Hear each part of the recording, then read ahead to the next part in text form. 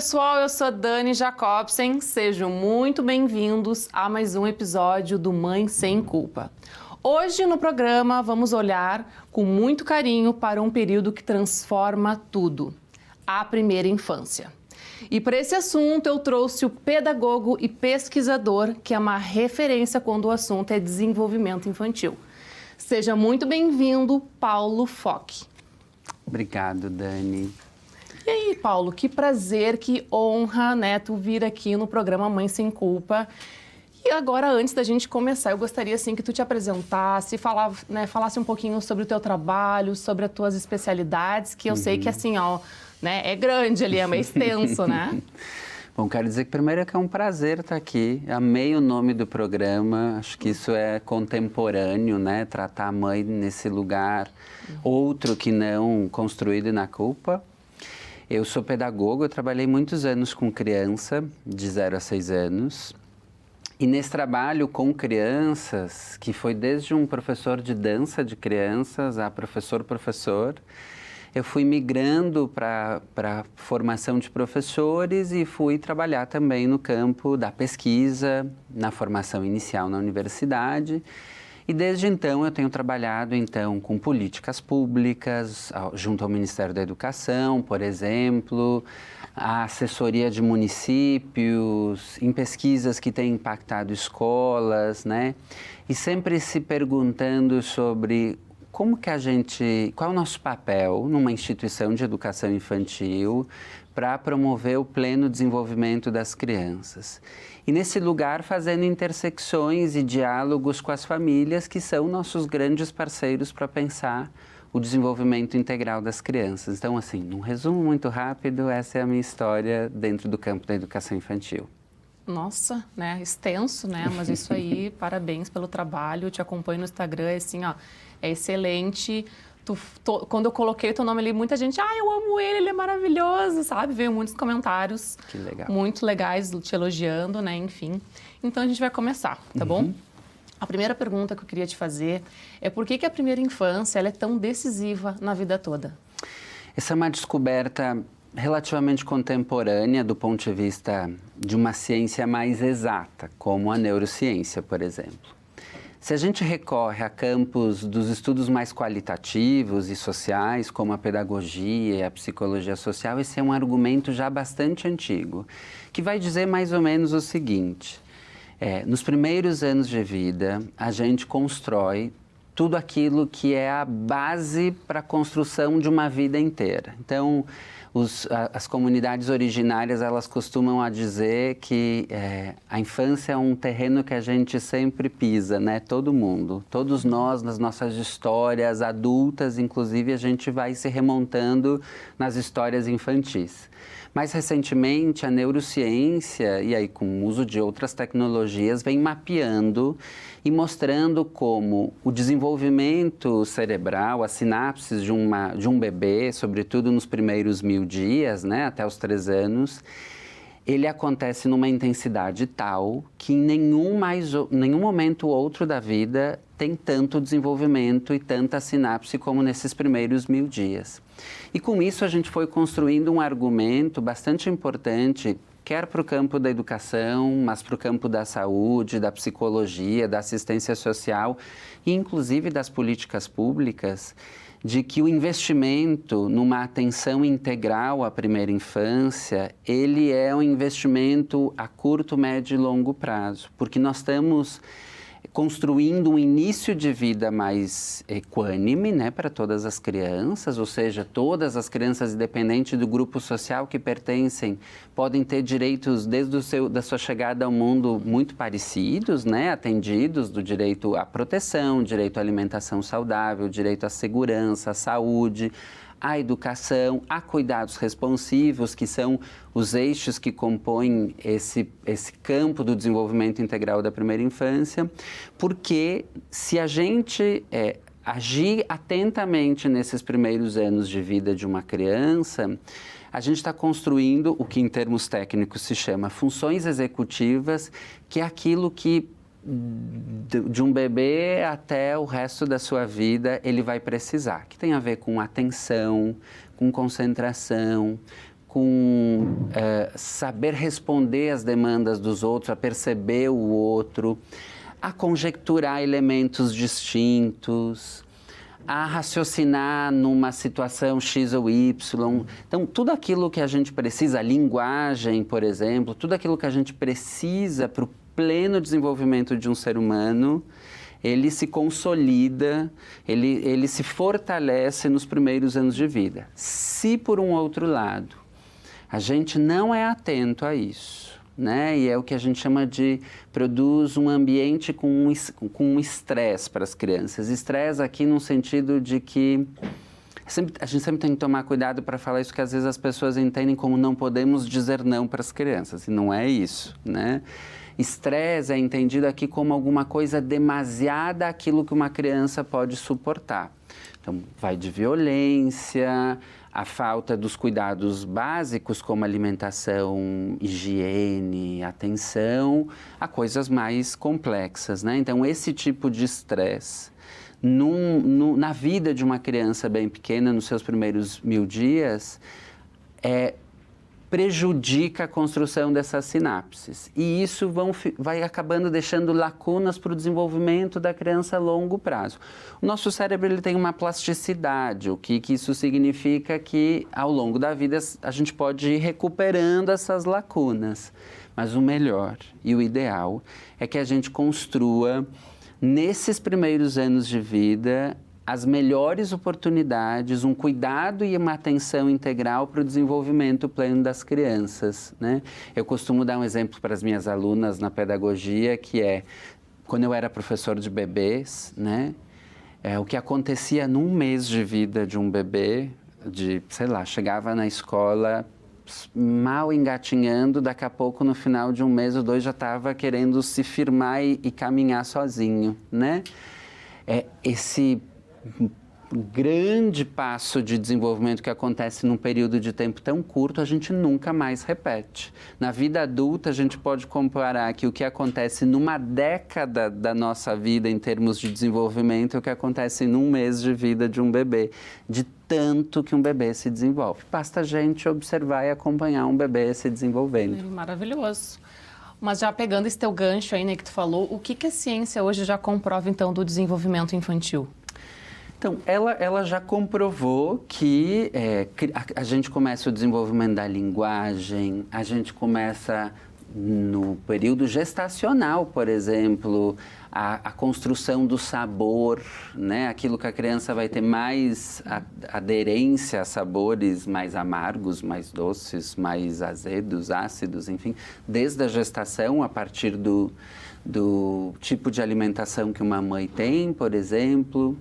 Já comprovou, por exemplo, que o diálogo com uma criança, uma atenção recíproca, por exemplo, no momento de alimentação, estabelece vínculos fundamentais para a criança poder se desenvolver. A ausência disso é uma ausência, por exemplo, de produção de linguagem, que é um problema sério para o desenvolvimento das crianças, né?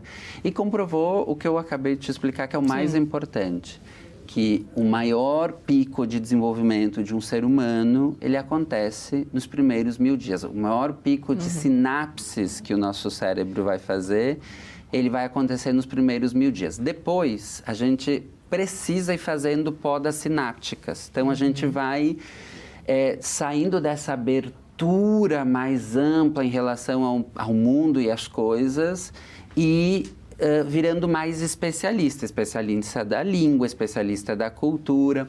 Um exemplo bem prático para te entender. Um bebê, ele tem uma capacidade de reconhecer expressões faciais que nós adultos perdemos, né?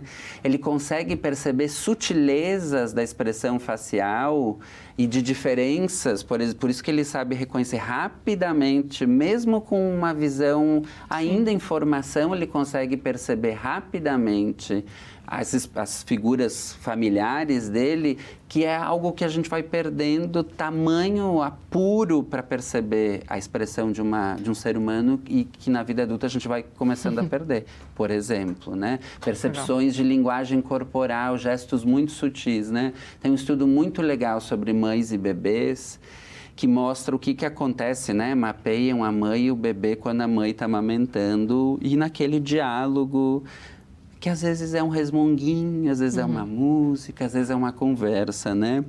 Sincroniza a respiração do bebê e da mãe por esse diálogo que vai acontecendo. Quando um dos dois interrompe isso, sei lá, a mãe perde o contato, alguém chama na porta, né?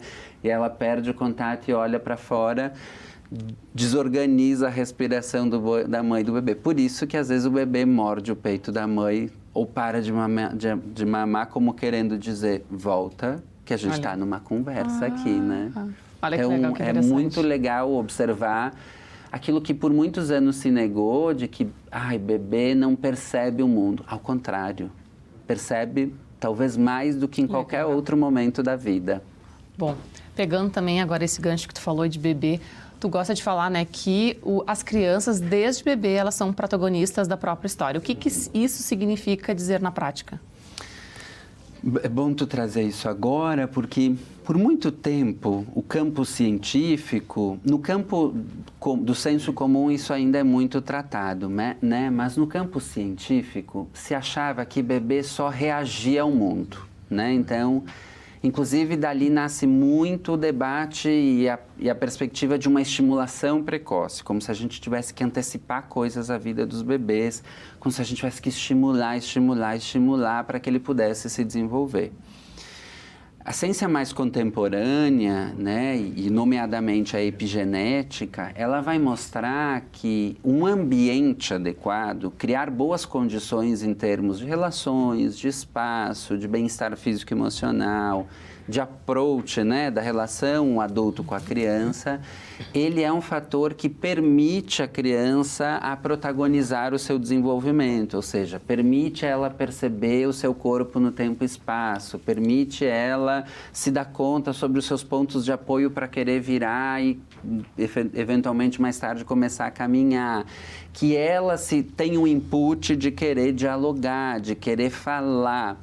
Então, isso é uma mudança muito grande do ponto de vista técnico, pedagógico, teórico, científico, que é reconhecer que um bebê, em termos técnicos, tem agência, ou ele age, não só reage. Quando a gente pensa em só reação, sempre pressupõe que eu tenho que fazer alguma coisa para reagir, né? Quando a gente se dá conta que um bebê age, independente de algum estímulo, a gente reconhece que esse sujeito está atento, está ativo no mundo e se dando conta o que ele tem que fazer, o que é o approach que ele precisa dar para participar desse mundo. Uma cena que eu sempre chamo a atenção para perceber isso é ver numa cena de parque, de praça, duas mães chegando com os bebês, que podem ter contato visual, né, que não estão virados só para elas, mas estão viradas para o mundo, ver como eles buscam o contato do outro bebê, como eles reagem ao outro bebê, como eles se olham, como eles dialogam, como eles, às vezes, até verbalizam algum tipo de som, né, como querendo dizer, quero chegar em você. Né? A minha pesquisa de mestrado, que eu estava olhando bebês de 4 a 14 meses, é muito legal, porque tinham bebês de 5, 6 meses, um do lado do outro.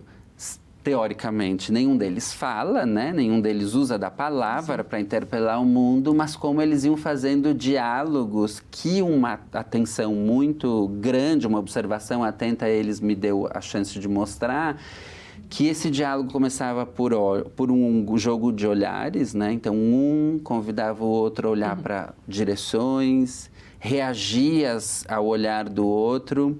Um estimulava o outro a querer falar, então fazia algum tipo de vocalização, gestos para que dialogavam, né? Que interagiam com essa vocalização, como querendo fazer um ato bastante complexo do ponto de vista psíquico, que é perceber, existe um outro, este outro não é uma extensão do eu, e eu quero chegar a este outro, quero interpelar este outro, né? Então, quando a gente, no nosso campo de uma pedagogia mais progressista, mais participativa, vai reconhecer a agência dos bebês, que os bebês são ativos no seu processo de aprendizagem, é justamente para refutar essas perspectivas que pressupõem o bebê como uma coisinha fofa em que a gente tem que ficar estimulando para ele se desenvolver. Não, a gente tem que criar as boas condições para ele se desenvolver. O melhor desenvolvimento é aquele que o bebê é partícipe, é aquele que a criança, não só o bebê, tem a possibilidade de se dar conta do que está acontecendo, dar sentido ao que está acontecendo e, inclusive, aos poucos, ir aprendendo a nomear o que está acontecendo. Que bacana, Ali. Tu acha que hoje existe um excesso de estímulos e as crianças querem crescer rapidamente, assim, tem uma pressa para crescer? As crianças não querem, o mundo quer, né, Dani? Você sabe que tem um estudo muito interessante lá dos anos 30, que eu tenho retomado ele para explicar um fenômeno do contemporâneo, né? Nos anos 30, pós-Primeira Guerra, muitas crianças ficaram órfãs, né? E aí, na época, não tinha muito debate de ética na pesquisa, então fizeram alguns tipos de experimentos que hoje seria nada ético. Mas, a parte disso, que é sempre bom de chamar a atenção, aconteceu uma coisa muito interessante que eu acho que dá um elemento para a gente pensar nesse contemporâneo. Um grupo de crianças, de bebês e crianças, né, órfãs, eles mantiveram num orfanato, né, ficaram institucionalizadas. O outro grupo foi adotado, né? E eles ficaram acompanhando durante 40 anos esses dois grupos de criança. O grupo institucionalizado e o grupo que foi acolhido e adotado por famílias. Todos tiveram as dimensões básicas atendidas, como, por exemplo, alimentação, cuidados básicos, atenção básica, né?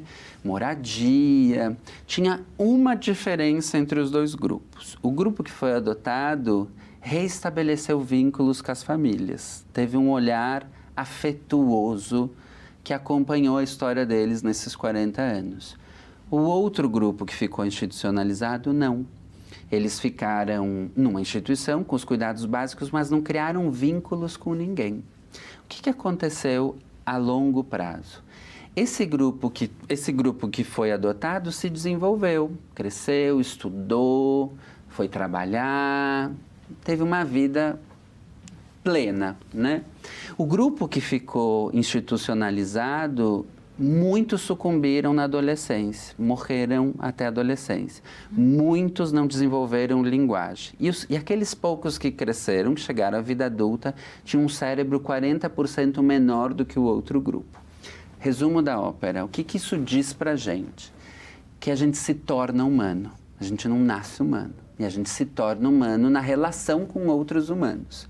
Aí vamos deslocar esse estudo para o contemporâneo. A gente colocou na dimensão relacional com o humano um elemento chamado tela, celular, tablet, tecnologia. Basta a gente entrar num restaurante que tem a criança na hora do almoço, virou um escape familiar botar uma tela para deixar a criança quieta. No mercado, essa é uma cena que se repete. Eu vivo em aeroporto, isso é uma cena que se repete dentro do aeroporto. A gente botou uma tela para criar um triângulo que não cabe, né? Que ele precisa se dar na dimensão relacional.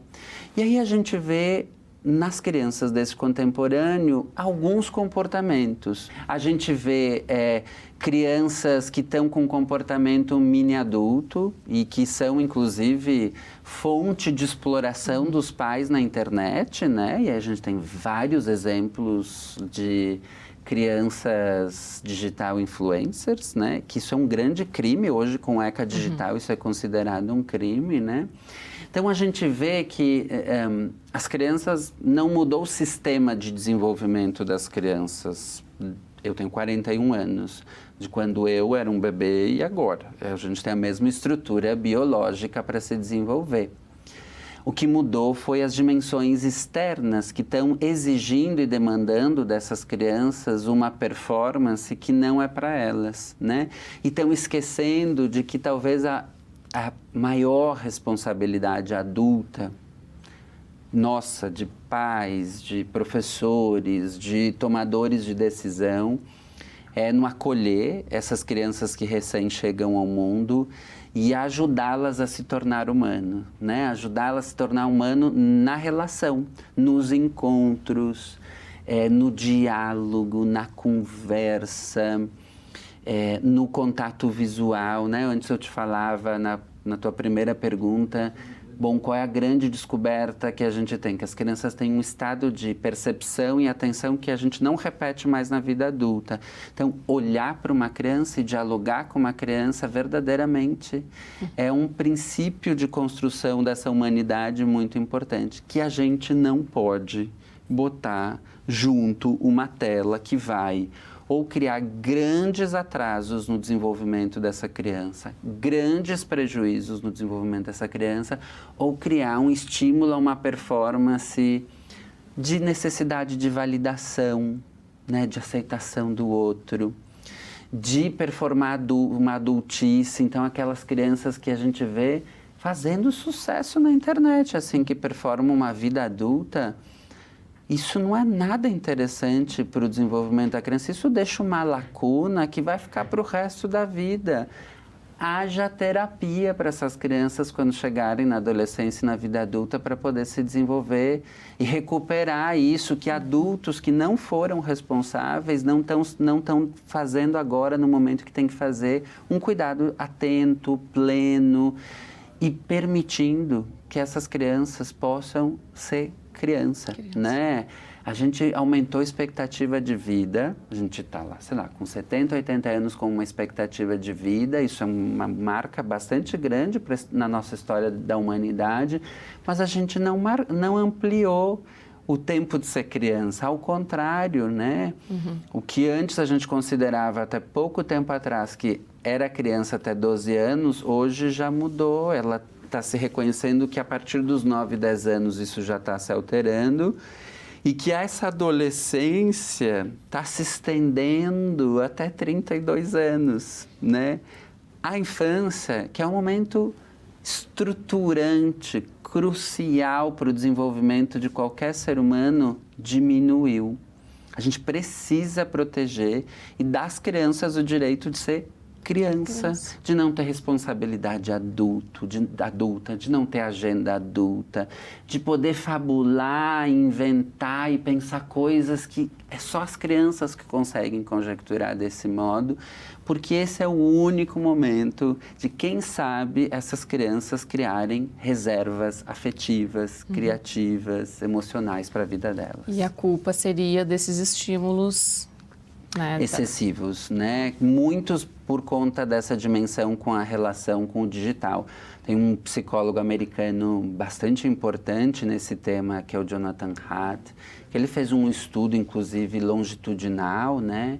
E mostrou como, 2003, se eu não me engano, o ano, que é um marco onde a Meta compra o Instagram, que cria, né, dá uma explosão de usuários no Instagram, como nesse mesmo ano, daí para frente, tem uma explosão de adolescentes, sobretudo meninas, que começam com problemas de saúde mental, de depressão e etc. Né? Então, quer dizer, a gente está vivendo um momento de viragem comportamental na nossa sociedade, na relação com o digital, com a tecnologia, com dúvida do que é real e o que é virtual, o que é mais artificial, que está impactando profundamente o desenvolvimento das crianças. Sim. Então, a gente tem que fazer uma pergunta ética, que é: o mundo precisa de humanos.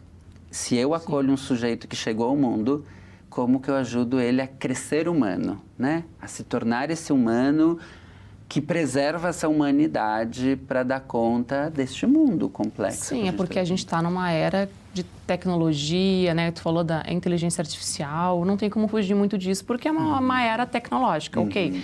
Mas cabe nós pais sabermos como usar, né?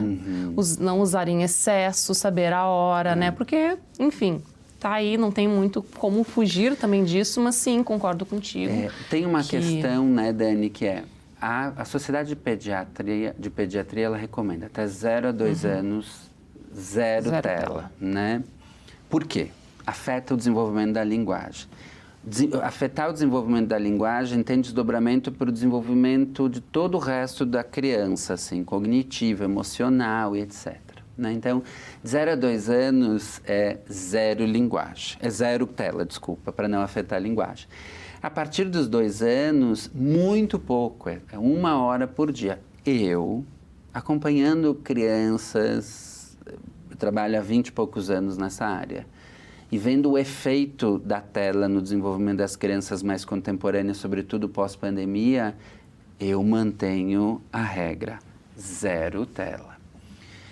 Se tu adulto ajuda uma criança a encontrar satisfação na vida, no brincar, no encontro com as outras crianças e não encontrar satisfação numa tela, num estímulo que é visual deste gênero, você está criando uma equipagem emocional e cognitiva e relacional interna dessa criança muito importante para depois. No campo do inevitável, que essa criança vai se relacionar com a tecnologia, ela ter uma equipagem cognitiva para se relacionar com cuidado, com autopreservação, com uma dimensão, inclusive ética, que eu realmente espero que a gente está caminhando para construir esses parâmetros, de fato, com a relação com a tecnologia. A questão é que se a gente faz um acesso precoce a isso, e a gente meio que naturalizou a vida sempre com o celular na mão, isso não é natural, isso é uma construção, e uma construção que está mostrando os prejuízos, né? Para todos nós, inclusive adultos. Se a gente não desnaturalizar isso, o prejuízo a curto, médio e longo prazo para uma criança é muito grande. E se tem algo importante que a gente precisa fazer é nós adultos sermos adultos quando a gente está na relação com uma criança, né? E saber discernir aquilo que uma criança pode acessar naquele momento da sua vida e aquilo que não é importante que ela acesse. A gente vê, não faltam estudos que mostram como a falta de relação, né, o ficar longe de celular para algumas pessoas é como uma adição à droga. Assim, as reações, ela é muito parecida, é uma adição séria. Né? Daqui a pouco a gente vai ter que criar clínicas de desintoxicação digital para as pessoas. Mas, Paulo, o que as crianças falam quando, delas mesmas, né, quando fazem uma birra, ou quando não querem comer, ou quando tem medo, né? Ou quando, enfim, repetem 1000 vezes a mesma coisa. Uhum. O que elas estão querendo dizer sobre elas mesmas? Elas estão querendo dizer: ei, adulto, seja adulto, me dê contorno. Na psicanálise, o Winnicott chamou isso de holding, né? Que é, de fato, um contorno, né? Uma criança, ela está testando tudo que ela está experimentando no mundo. Uma criança, ela tem uma estrutura de pensamento muito metafórico. E aí ela vai migrando, transladando ideias para outros lugares. E ela vai vendo se aquilo funciona ou se aquilo não funciona, se aquilo dá certo ou se aquilo não dá certo, né? E quando ela está numa birra, quando ela está, ou mesmo querendo explicar alguma coisa, seja birra ou não birra, ela está querendo dizer: adulto, haja como um adulto, me ajude a perceber o mundo, me ajude a dar contornos para o mundo, me ajude a autorregular, né? Ela não sabe dizer essa frase, mas ela, quando está fazendo uma birra, ela está implorando para uma autorregulação. Uma criança, Dani, de 2, 3 anos, por exemplo, quando ela está cansada, ela fica irritada, nervosa, chora, briga com tudo. Ela não tem a autopercepção de que ela está sentindo aquilo tudo. Sim, elas não sabem porque ainda ela está com sono. Ela não sabe ainda expor as suas emoções, né? E nem perceber, não é nem só sobre expressão, ela não consegue ainda nem perceber. Porque a gente, quando tá, sei lá, por exemplo, o meu terror é ficar com fome. Quer me ver virar um tigre, é me deixar com fome, né? Mas eu sei. Só que tu já sabe disso? Eu sei. Que nem a gente pergunta também pra uma criança, tu tá com sono? A pessoa grita, não, mas tá assim, tá caindo, mas tá assim, tá com birra, tá chorando já. A gente já sabe que essa criança tá com sono. E aí a gente não faz pergunta numa situação, né? Eu sempre oriento as professoras, a gente nomeia, né? A gente diz, Dani, você tá chateada porque você tá com sono. Pra gente poder ficar bem, vai precisar descansar. O nosso papel é ser adulto e ajudar a criança a perceber, a dar nome, a expressar o que está sentindo e a se autorregular na medida que vai aprendendo a se perceber, né? Uma situação, por exemplo, que acontece muito em escola, que é mordidas, dos 2 para os 3 anos. Ou a criança vai morder, ou ela vai ser mordida, ou os dois. Ou ela vai se morder e vai ser mordida, né? E acontece isso de 2 grandes situações. Ou quando a criança é muito amiga, então eu e você somos muito amigos, a gente está sempre junto, brincando, sempre junto, e eu te mordo, né? Para um bebê, para uma criança de 2 anos,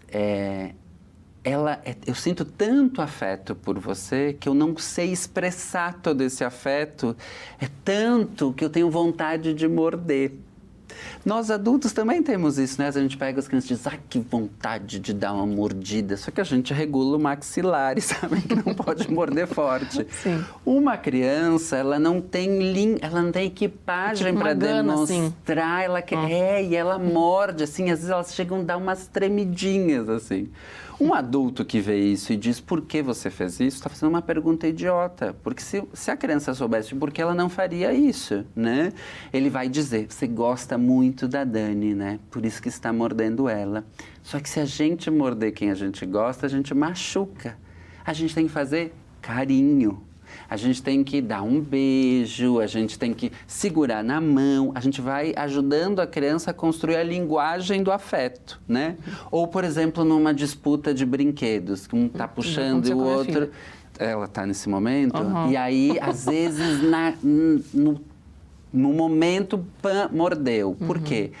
Ela não tem ainda timing para dizer, dá que esse brinquedo é meu. Foi o amiguinho, no caso, que mordeu. É isso. Ou ela vai ser mordida ou ela vai morder. Isso é o que vai acontecer. Eu, quando eu era professor de criança, eu dizia, olha, vai acontecer algumas situações na escola. Ou vai ser mordido, ou vai morder, vai cair, vai se machucar, porque isso são sinais de desenvolvimento importantes da criança. Mas por que eles, numa disputa de brinquedo, mordem, né? Porque eles não têm ainda a linguagem desenvolvida, não conseguem ainda dizer, dá que é meu, e aí a mordida, ela é a linguagem, entre aspas, para dizer alguma coisa. Bom, nós adultos, quando vemos essa cena, a gente não é o juiz que vai definir quem é do bem e quem é do mal. Quem mordeu e quem foi mordido são 2 bebês, são 2 crianças descobrindo como se é humano nessa humanidade que a gente vive. O que a gente tem que fazer? A gente tem que interpelar e dizer, você quer dizer para o teu amigo que você está brincando agora com o brinquedo, né? Então a gente vai dizer para ele que agora você não pode emprestar, porque você está brincando e depois a gente vai emprestar. E a prof vai ajudar a encontrar um brinquedo para você que pegou o brinquedo da amiga. Quer dizer, a criança, ela está experimentando o tempo inteiro, com o pouco que ela tem para dar conta do mundo, o que eu faço nesse mundo. Nós, adultos, temos que saber interpelar, observar, compreender e agir no sentido de ajudar a criança a compreender o que está acontecendo. Então, uma birra por cansaço, a gente vai ajudar a nomear que ele está cansado e que a forma para descansar, para passar aquele mal-estar, é descansar. Uma criança que está com fome, eu vou ajudar a entender que ela está sentindo aquilo que ela está com fome. Uma criança que, quando está em adaptação numa escola, chora porque a mãe e o pai estão indo embora, não adianta dizer, olha o ponteiro do relógio, quando passar 5, 10 minutos. Uma criança não tem o tempo interno subjetivo, para ela aquilo lá não significa nada. A gente tem que validar o que ela está sentindo, primeira coisa, né? E ajudar a criar um elemento de suporte àquela frustração, que, aliás, é super importante, né? Tolerar frustrações é uma competência fundamental para o desenvolvimento da vida. Ser capaz de suportar não, capaz de suportar a frustração entre uma expectativa e a realidade. Isso é uma equipagem muito importante e que tem muito adulto barbado que não tem essa condição desenvolvida de tolerar a frustração, né? De tolerar um não, por exemplo. Bom, vamos agora falar então dos benefícios que a natureza traz para os bebês? Perfeito. Você sabe que o Brasil, Dani, é o segundo país que mais receita medicamentos para as crianças, o que é um dado muito sério, né? E isso a gente só perde para os Estados Unidos por uma crença de que as crianças estão hiperativas, com déficit de atenção, né?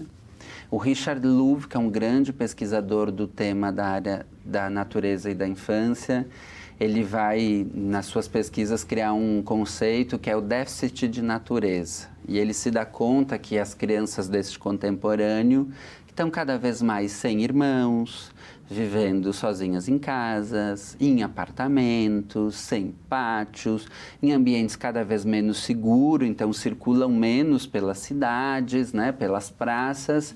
Essas crianças estão com falta de natureza. E eles descobriram, a partir dessa compreensão, de que 30 minutos diários das crianças em contato com a natureza, ele tem os mesmos benefícios do que usar, por exemplo, tomar um medicamento como Ritalina, né?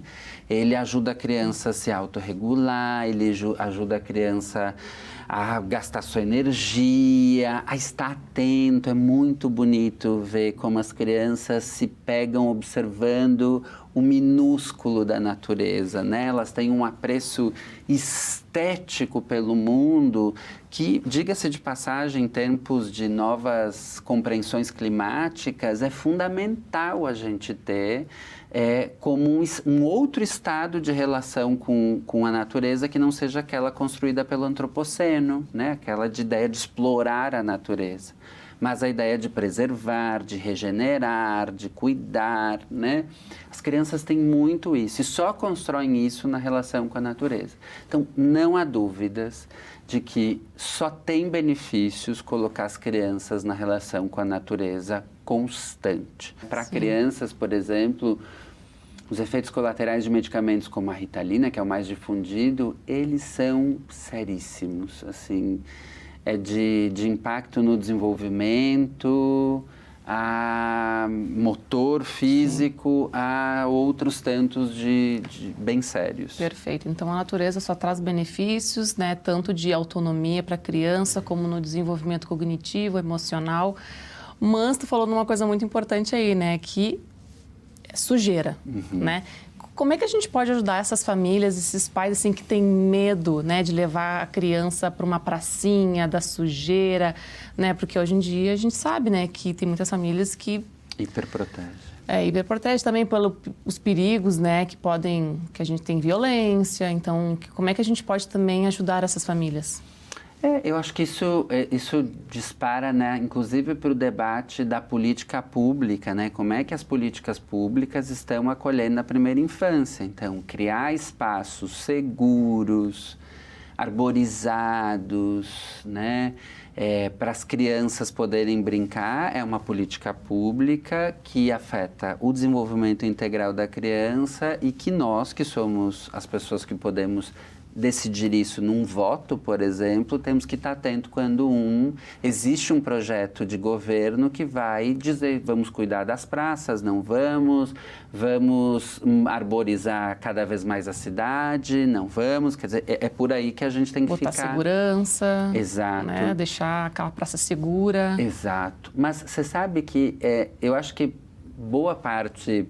Cuidar, né? Cuidar bem da cidade, né? Que é uma responsabilidade de todos nós, sim. né? Mas você sabe que eu acho que os pais, eles têm um temor com a sujeira por uma visão de criança hiperfrágil, assim, sabe? Como se, ai meu Deus, se ela botar na boca a terra, ela vai passar mal. Se ela comer uma graminha, ela vai... E assim... eu tenho na minha história muita areia e grama que eu comi, estou aqui pleno e saudável, né?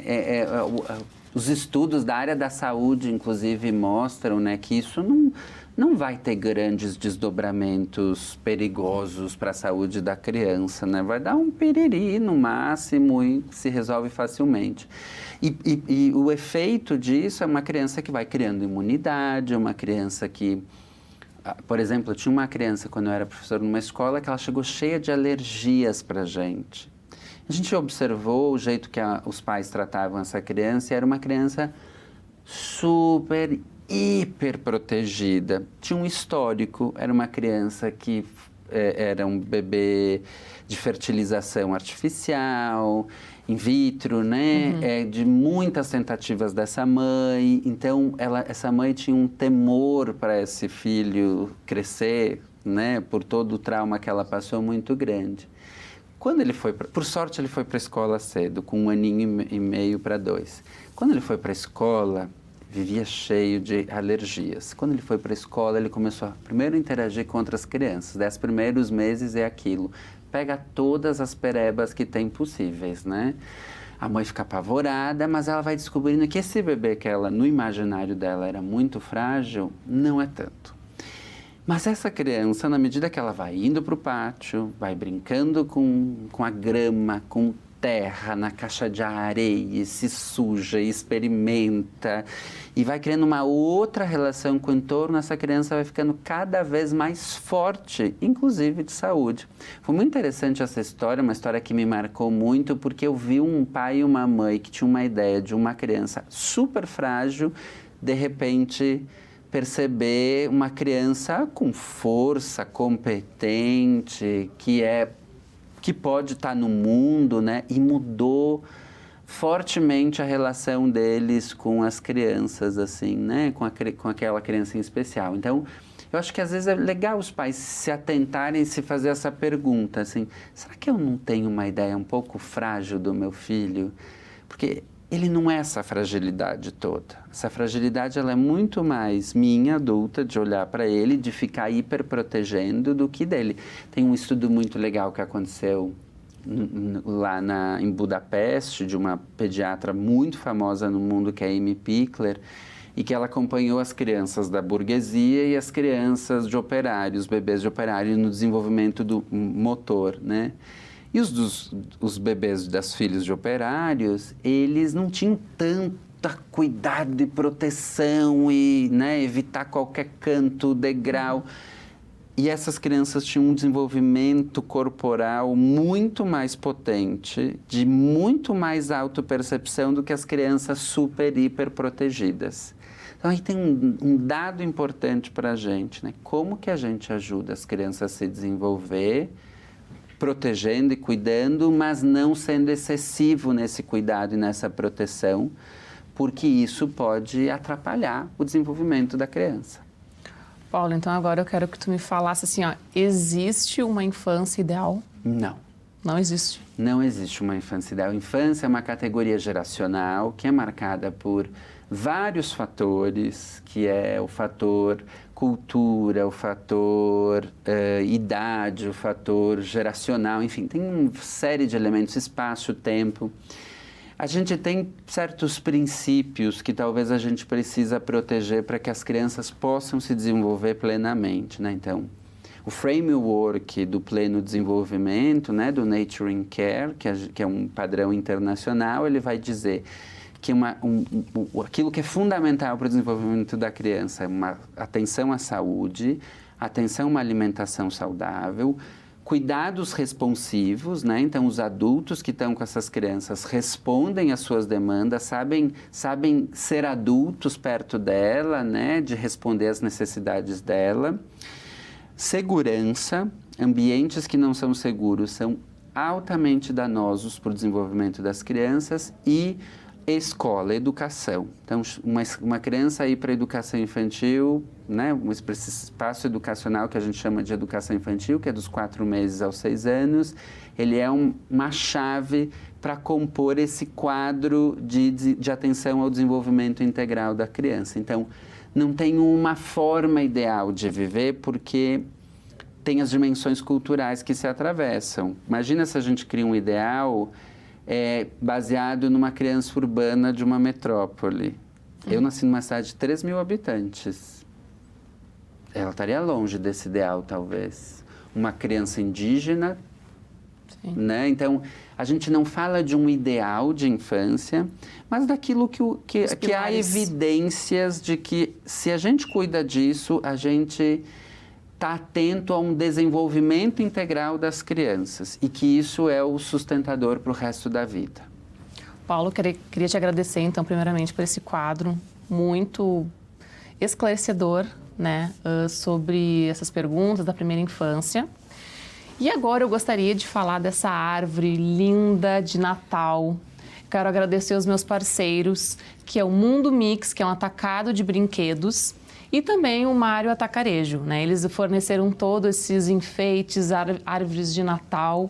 Então, quero agradecer que lá vocês encontram tudo que é tipo de brinquedo, agora para amigo secreto, para o Natal. E o melhor de tudo, é com preços de atacado real. Então, vou deixar aqui o Instagram, né, deles, o @, que é Mário Atacarejo e Mix, Mundo Mix. Tá bom? Muito obrigada. Voltando aqui, então, para o nosso programa, eu gostaria que a gente entrar agora rapidamente, assim, num quadro de mitos e verdades, tá? Eu vou te falar uma afirmação e tu vai me responder se é mito ou verdade. Tá bem. Tá bom? Vamos lá? Sem muita explicação. Sem muita explicação. Vamos lá. Bebê não aprende nada, ele só precisa de cuidado. Um grande mito. Brincar é só diversão, não tem função educativa. Um grande mito. Se a criança não for estimulada cedo, ela fica para trás. Esse eu preciso explicar. Posso? Pode. Porque o estimulado depende do ponto de vista, né? Ele é um mito, por aquilo que eu contei antes para você, dessa criança que é ativa no mundo, né? Mas ele é verdade no sentido de que, se eu estou entendendo estímulo como boas condições para o desenvolvimento, por exemplo, contato com a natureza, a saúde, a alimentação, se eu entender isso como estímulo, daí é verdade, né? Então, o que é uma mentira sobre o estímulo? De que uma criança que tem um pleno desenvolvimento, que está saudável, né, precisa ficar sendo estimulada para poder se desenvolver. Não, precisa ter boas condições para a aprendizagem dela acontecer, mas ela não precisa desse estímulo de fora para dentro, né? Mas uma criança que não é oferecido para ela as boas condições, essa criança perde no seu momento mais oportuno de aprendizagem e desenvolvimento, talvez uma oportunidade fundamental para a vida dela, né? Perfeito. Criança que fala tarde é sinal de atraso no desenvolvimento. Criança que fala tarde é sinal de que alguma coisa está errado no entorno dela. Por exemplo, hoje, na maioria dos casos, é muita tela na vida dessa criança. Muito ou pouca é tela atrapalhando o desenvolvimento dessa criança. Isso pode, se não for, se a gente não reage a isso, pode ter prejuízos grandes no desenvolvimento dela. Birra é falta de limite. Não. Birra é um jeito de se comunicar que precisa de um adulto que ajude a compreender os limites. Isso aí. Quanto antes a criança alfabetizar, melhor para o futuro dela.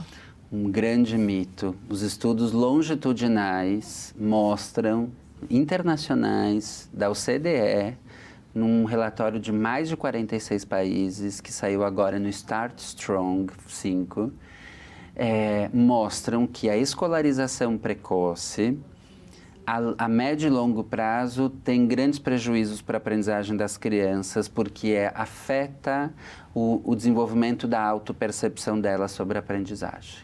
Olha aí. Criança pequena precisa de muitas atividades para se desenvolver bem. Mito. Criança pequena, crianças médias, adolescentes precisam de paz. Paz e um bom entorno, adultos que se relacionam verdadeiramente com elas, é disso que elas precisam. Creche é apenas o lugar para deixar a criança enquanto os pais trabalham. Isso é um grande mito que a gente precisa superar. Isso já deveria ter superado nos anos 80, né? Mas a gente ainda tem esses discursos, acabaram de inventar essa história, inclusive, de creche noturna, que é um grande erro, né? Creche é um dos 5 pilares do desenvolvimento das crianças, que é um fator decisivo para mudar o início de vida desse sujeito. A criança só aprende com o professor, ambiente e a família tem pouco impacto. Um grande mito, né? Professor, ambiente, família, todos esses são 3 figuras fundamentais. A escola boa é aquela que tem muitos conteúdos, muitas tarefas e muita estrutura.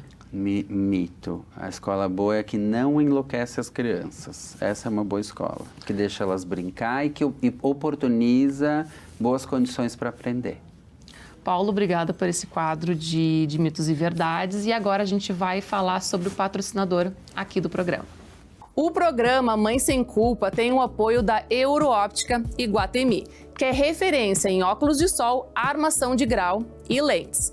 Com tecnologia, qualidade, conforto e muito estilo, a Euroóptica cuida da sua visão do mesmo jeito que você cuida da sua família. Eu trouxe aqui alguns óculos que você encontra na Euroóptica do Shopping Iguatemi. Esse aqui é um Versace, super moderno, é um clássico da marca e a parcela está saindo por apenas R$ 171. Esse aqui é um pretinho nada básico da marca Dolce & Gabbana. Olhem o que é essa lateral, o logo da marca. E a parcela dele é melhor ainda, está saindo por R$ 199.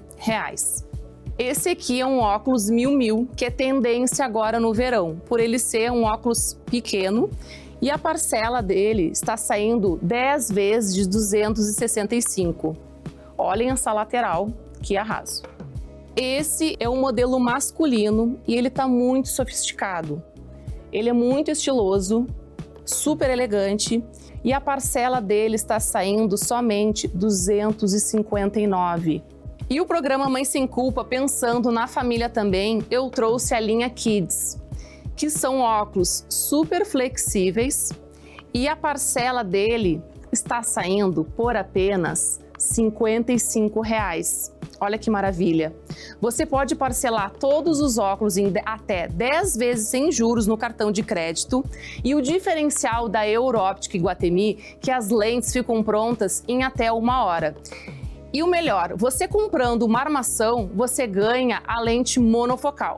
Então vá na Euroóptica do Shopping Iguatemi e escolher o óculos perfeito para cada versão de você. Paulo, então agora a gente vai falar sobre a dica do especialista, tá? Que eu sempre gosto, né, de quando vem um especialista, dar uma dica muito, assim, importante, uma dica de ouro, tá? Que dica tu daria para o pessoal que está nos assistindo, para famílias, para ajudar, assim, para ajudar no desenvolvimento? O que a gente pode fazer, assim, no dia a dia para oferecer esse suporte no desenvolvimento e no bem-estar das crianças? Se for um bebê, deixe ele o mais livre possível no chão, com todo o corpo apoiado de barriga para cima, com brinquedos próximos. Não fique querendo chamar a atenção dele, deixe ele se autorregular e se perceber no seu entorno. Na medida que a criança for crescendo, mesmo um bebê, leia histórias, converse, explique as coisas do mundo. Quando a criança se atrapalhar e fazer alguma coisa errada ou estiver fazendo uma birra, não entenda como uma afronta à figura adulta, entenda como um não sei adulto, me ajude a compreender o que está acontecendo, né? E apostem na relação das crianças com espaços externos, natureza, pátios, encontros com outras crianças, porque isso vai fazer uma diferença enorme na vida delas. Muito bem. Muito obrigada, Paulo, pela tua presença. Foi uma honra te receber aqui. Tu esclareceu muitas coisas sobre a primeira infância, assim, ó, espetacular. Tudo que tu falou foi, assim, ó, demais. Muito obrigada por trazer todo esse teu conhecimento aqui no programa. Eu fico muito feliz, primeiramente, né, de ter aceitado, né? A gente já estava um tempão, né, já combinando, teve uma viagem, agora realmente tu veio. Então, quero agradecer a tua vinda aqui. Eu que agradeço, Dani, o convite. Foi uma alegria. Obrigado por essa conversa gostosa. E tomara que ela tem ajudado um monte de adultos aí. Com certeza ajudou e também está convidada para a gente continuar, né? Porque tem muita coisa para falar sobre isso, né? Claro, volto com prazer. Então tá. Agora então eu vou finalizar o programa com uma mensagem muito linda e acolhedora para você aí de casa. Não existe uma fórmula mágica para criar um filho perfeito, nem um manual que nos diga exatamente o que fazer a cada passo. Mas o que sabemos com certeza é que o amor, a paciência, o afeto e a presença verdadeira dos pais, especialmente das mães, são pilares que sustentam esse desenvolvimento saudável e feliz. Não se cobre demais. A primeira infância é um tempo de aprendizado para todos e cada mãe tem o seu próprio ritmo e desafios. A chave é o cuidado contínuo, a escuta ativa, o entendimento de que você está fazendo o melhor que pode, com os recursos e o conhecimento que tem. Lembre-se, não há perfeição, mas há sempre a possibilidade de fazer o melhor possível com amor e dedicação. Um beijo e até o próximo Mãe Sem Culpa.